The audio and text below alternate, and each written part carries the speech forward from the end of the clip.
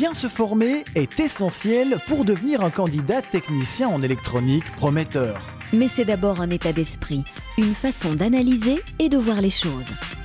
Il faut essayer de visualiser, quand on met un composant qui a une certaine fonction, le signal qu'il va envoyer à l'autre composant, qui va devoir une autre fonction, etc. etc. Donc c'est quand même une grande part d'abstrait.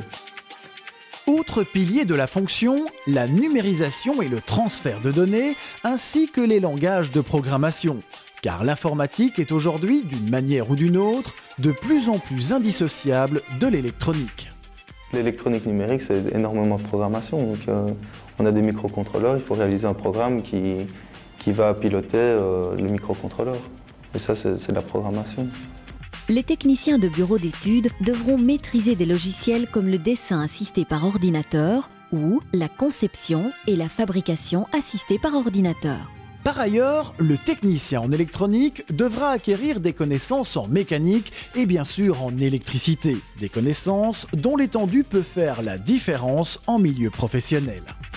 J'ai dû suivre une formation d'électricité parce que faut bien comprendre qu'avant l'électronique, il y a le courant, donc il y a l'électricité et ça m'a appris à comprendre ce que je faisais.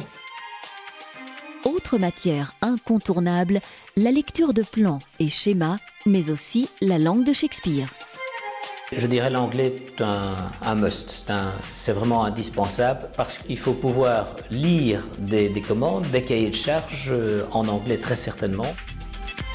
Un datasheet, donc c'est le mode d'emploi, on va dire, d'un composant électronique, est toujours en anglais. Parallèlement à cela, et en fonction du domaine d'activité dans lequel il travaille, le technicien en électronique devra être apte à effectuer des câblages, des branchements ou des micro-soudures. Autre incontournable, la maîtrise des appareils de mesure. Je pense que c'est primordial. Si vous ne savez pas maîtriser tous les équipements de contrôle, vous ne saurez jamais devenir un technicien. Lors de la réparation, si on l'interprète mal, on ne va pas pouvoir détecter la panne puisqu'on ne va pas comprendre les signaux qui sont transmis. Tous ces acquis permettront ainsi de se lancer avec assurance dans la profession et de rapidement faire ses preuves, à condition bien sûr de faire évoluer ses connaissances.